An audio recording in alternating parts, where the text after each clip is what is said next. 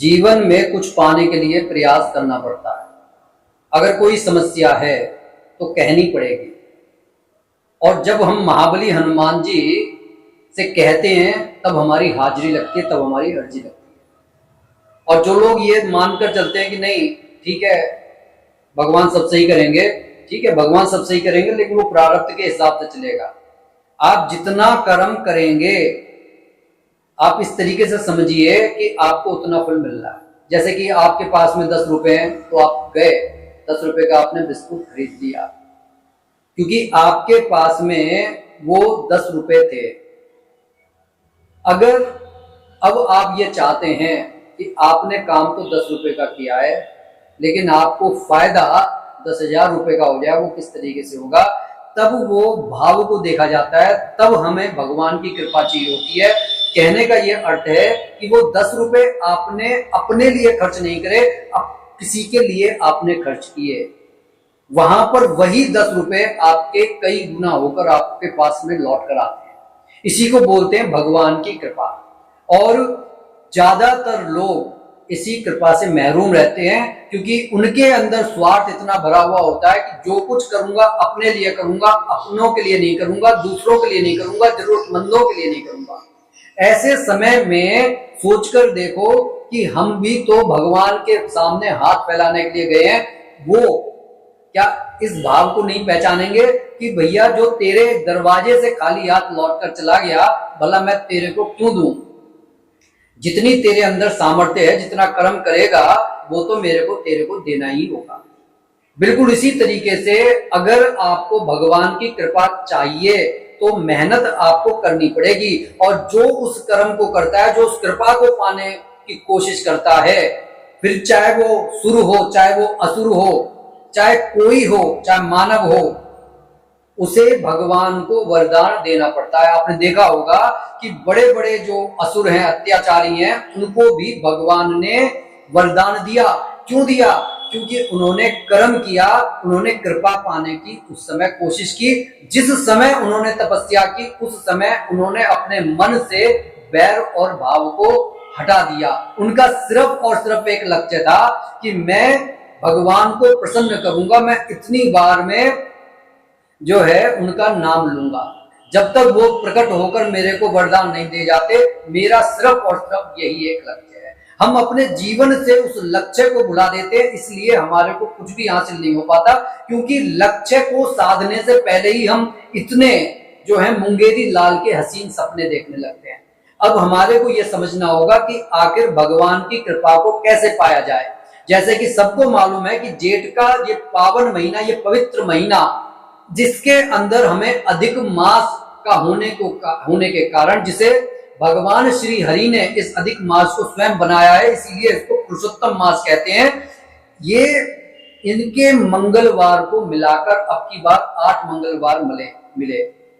कितने लोगों ने महाबली हनुमान जी की कृपा को पाने के लिए ऐसा किया? हर कोई ये सोचता रहा कि एक मंगलवार चला गया अभी 7 है, 2 मंगलवार चले गए अभी 6 हैं, 3 मंगलवार चले गए अभी 5 हैं, अब सिर्फ 3 मंगलवार बचे हैं।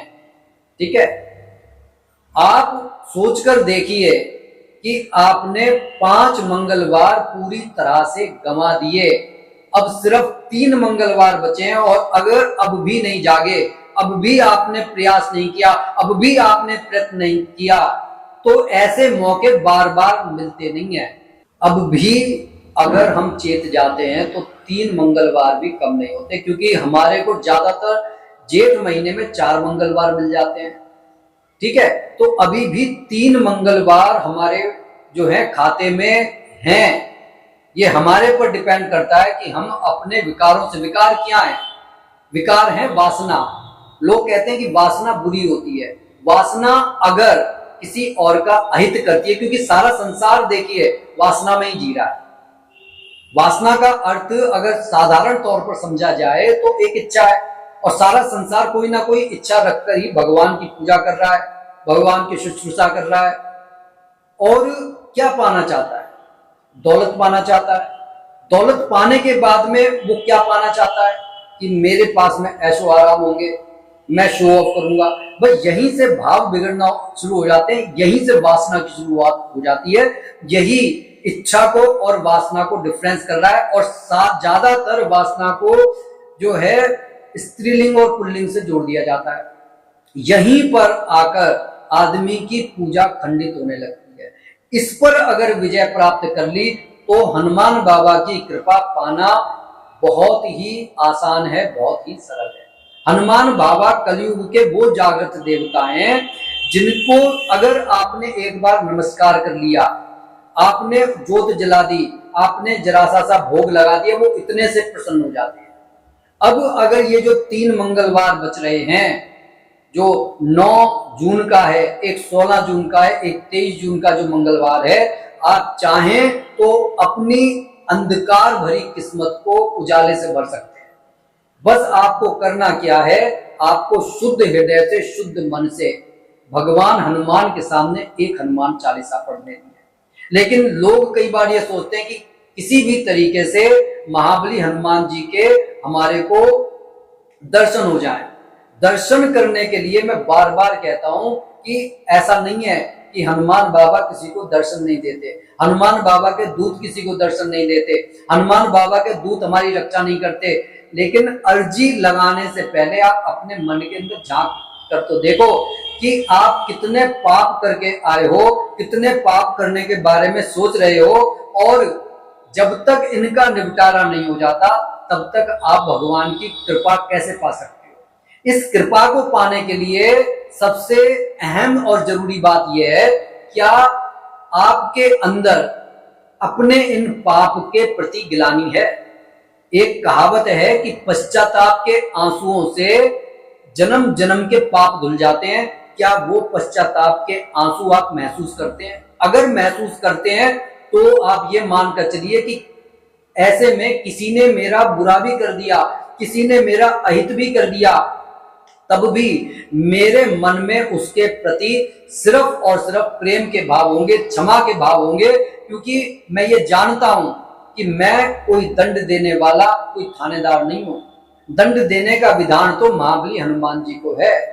महाबली हनुमान जी ना सिर्फ दंड देने का अधिकार रखते हैं, क्योंकि ये भी इन्हें यम से ये अधिकार मिला हुआ है। वो जब चाहेंगे तब वो हमारे प्रारब्ध को बदल सकते हैं। जो हमारे भाग्य में नहीं है वो हमारे को दे सकते हैं, लेकिन हमारे हृदय के अंदर वो झांक कर भी देख सकते हैं। उनको हम जो है मिसगाइड नहीं कर सकते कि नहीं, हम दिखा तो ये रहे हैं कि हम बहुत अच्छे हैं, लेकिन मन से हम किसी दूसरे का अहित चाह रहे हैं। अहित चाहने वाले को हनुमान बाबा कभी दर्शन नहीं देते। फिर भी ऐसी मान्यता है कि शाबर मंत्र जो स्वयं सिद्ध मंत्र होते हैं, अगर आप सच्चे मन से उनका जाप कर लेते हैं तो हनुमान बाबा आप पर कृपा करते हैं और आपको दर्शन भी देते हैं। उस मंत्र को, उस शाबर मंत्र को जानने से पहले, जिससे हनुमान बाबा के साक्षात दर्शन हो सकते हैं, नहीं तो अनुभव हो सकते हैं, मैं आपको बताना चाहूंगा, जब भी हनुमान बाबा की आप पूजा करें, लाल वस्त्र धारण करें। हनुमान बाबा को लाल कपड़े का आसन आप प्रोवाइड करवाइए। उनके लिए कोई ना कोई मिष्ठान आप अवश्य रखिए, खासकर गुड़ चने का भोग हो, या फिर मीठी रोटला आप बना दीजिए, या फिर आप बूंदी के लड्डू, या फिर उनको जो है जो आप बर्फी बनाते हैं शुद्ध देसी घी की, वो भी बड़ी पसंद है। आप इस तरीके से प्रसाद रखिए, लेकिन वो प्रसाद तब तक स्वीकार नहीं करते जब तक आप उसके अंदर एक तुलसी पत्र नहीं रख देते। तुलसी पत्र को रखने के बाद ही हमारे प्रसाद को वो ग्रहण करते हैं और उनका आशीर्वाद मिलता है। और दूसरी सबसे जरूरी बात यह है कि जब भी आप हनुमान बाबा की पूजा करें तो राम जी का नाम आपको जरूर लेना है। अपनी पूरी पूजा में जब भी आप शुरुआत करें तो गणेश भगवान का नाम लेना ना भूलें। आप कोई सा भी, चाहे आप श्री रामचरितमानस को उठाकर देख लें, चाहे आप हनुमान चालीसा को उठाकर देख लें, कोई सा भी आप ग्रंथ या किताब उठाकर देख लें, उसमें सबसे पहले श्री गणेशाय नमः लिखा होता है। कहने का यह अर्थ है ताकि आपसे अगर भूल हो भी जाए तब आपने सबसे पहले श्री गणेशाय नमः पढ़ लिया। इसका मतलब अब आपकी जो शुरुआत हो गई है वो अच्छी हो गई है, अब वो जो पूर्ण होगा वो भी अच्छा ही होगा। कहा जाता है ना कि जिस काम की शुरुआत अच्छी होती है उसका अंत भी अच्छा होता है, लेकिन जिसकी शुरुआत ही गलत होती है उस कार्य के पूर्ण होने में भी संशय रहता है। तो इस बात को हमारे को समझना होगा। बाकी जब आप हनुमान बाबा की पूजा करें, चाहे आप सुबह करें चाहे आप रात्रि को करें, आप समय का ध्यान रखें, शुद्धता पवित्रता का ध्यान रखें। अगर रात्रि में पूजा कर रहे हैं, अपने दिन में पूजा नहीं कर पाए हैं, तो आप जैसे कम से कम अपने इनर जो कपड़े हैं आप उनको बदल लीजिए, आप अपने अंडरवियर को बदल सकते हैं, ठीक है। और इनको बदलने के बाद में अपने हाथ और पैरों को इतना इतना घुटनों तक और कोहनियों तक आप बोलें, और उसके बाद ही हनुमान बाबा के जो है पूजा करें। आप करके देखिए, स्नान करने के बाद में जब आप भगवान की पूजा करते हैं तो एक नई ऊर्जा आपको अपने अंदर महसूस होती है। जैसे कहा जाता है ना कि जिम जाते, जब जिम कोई व्यक्ति करता है तो सबसे पहले उसे वार्म अप करना होता है। वो कूदेगा, वो जंपिंग करेगा, वो जो है उठक बैठक लगाएगा, वो फ्रॉग जंप करेगा। तो ये सब जो वो करता है इससे शरीर वार्म अप होता है। उसके बाद में जो भी एक्सरसाइज वो करता है तो उसमें उसके शरीर में चोट लगने का खतरा पैदा नहीं होता, और वो आराम से जो है वो एक्सरसाइज उसके शरीर पर वर्क करने लगती है, उसकी जो मसल्स हैं वो एक्टिव होने लगती है। बिल्कुल उसी तरीके से जब हम नहा धोकर भगवान के सामने ओंकार का जप करते हैं, ओंकार का जाप करने के बाद में 2-3 बार भस्त्रिका कर लेते हैं और फिर हनुमान चालीसा का पाठ करते हैं, तो आप निश्चित मानिए सीधा आपके मूलाधार से लेकर आपको महसूस होगा कि सहस्त्रार तक कोई चीज जो है वो टकरा रही है। जिस तरीके से हम सांस लेते हैं, और सांस की आप कभी सुनिएगा कि जब आप बिल्कुल एकांत में साइलेंट मोड पर बैठे होते हैं, उस समय जब सांस होती है उसकी जो ध्वनि होती है बिल्कुल ऐसी ध्वनि आपको महसूस होगी कि आपके मूलाधार से उठकर सहस्त्रार पर टकरा रही है। पूजा करने के बाद में तुरंत आपको आसन छोड़ना नहीं है। आसन छोड़ने से पहले आप श्री राम का नाम लीजिए, और आसन छोड़ने से पहले एक लुटिया वहां पर जरूर रखिए पानी की, और उसमें से थोड़ा सा जल अपने आसन के नीचे डाल लीजिए, और 3 बार उस जल में हाथ लगाकर अपने माथे पर ओम शक्राय नमः का जाप कीजिए। इससे हमारी पूजा चोरी नहीं होती, हमारे को पूरा फल प्राप्त होता है। उसके बाद में उस आसन को मोड़कर रख देना चाहिए, क्योंकि अगर वो आसन वहां पर खुला रहेगा तब हमारी ऊर्जा बिखरती चली जाती है। और कोशिश कीजिए कि अगर संकल्प के दिनों में आप पूजा कर रहे हैं तब एक ही आसन का आप प्रयोग कीजिए। ऐसा ना करें कि किसी और ने उस आसन का प्रयोग किया है फिर आप उस आसन का प्रयोग कर रहे हैं। आप जहां पर जाएं उस आसन को अपने साथ लेकर जाएं, आप देखेंगे कि वो ऊर्जा आपके साथ चल रही है। आपके पहनने वाले कपड़े आप स्वयं साफ करें, और प्रयास कीजिए कि वो किसी और के हाथ में ना लग जाए, क्योंकि पूजा का ये जो ऊर्जा है वो आपके कपड़ों के अंदर समाहित हो जाती है, आपकी हर चीज के अंदर समाहित हो जाती है। तो ये चीजें बड़ी खतरनाक होती हैं अगर किसी दूसरे के हाथ में लग जाती है। और मैं बार बार कहता रहा हूं कि महाबली हनुमान जी का जब आप पूजा करें तो वो पूजा ये नहीं है कि जब आप पूजा करने के लिए शाम को बैठ रहे हैं, रात को बैठ रहे हैं, सुबह बैठ रहे हैं। आपकी पूजा उठते के साथ शुरू हो जानी चाहिए। आपको मानसिक जप करना शुरू कर देना चाहिए। आपको महाबली हनुमान जी के 12 नाम सबसे पहले स्मरण कर लेने चाहिए। ये जो है हर साधु संत ने ये बताया है कि आप जब इस तरीके से नाम लेते हैं तब वो परम कल्याणकारी होते हैं। आपकी सुबह की शुरुआत ऊर्जावान होती है, आपके संकटों का तभी से निवारण शुरू हो जाता है। हफ्ते में, महीने में एक बार हनुमान जी के दर्शन करने जरूर जाएं, वहां पर भोग लगाएं और उस प्रसाद को वहां के लोगों में बांट दें। अब सबसे जरूरी और अहम बात यह है कि शुद्ध और सात्विकता को सिर्फ ऐसा ना माने कि अब मैं पूजा कर रहा हूं बस मैं यहीं पर सात्विक रहूंगा, यहीं पर मेरे विचार अच्छे रहेंगे। जागने से लेकर सोने तक आपके विचारों में अगर जरा भी ऊंच नीच आती है तो उसी समय आपको हनुमान जी के 12 नाम जपने चाहिए। इससे आपका जो ऑरा मजबूत होता है, और जो आपकी एनर्जी है वो बाहर बिखरने से बचती है। और जैसा कि आजकल सभी के हाथों में मोबाइल रहते हैं और वो डिस्ट्रैक्ट करने का काम करते हैं, जिस चीज की जरूरत नहीं है उसकी भी जरूरत पैदा करवाने की कोशिश की जाती है।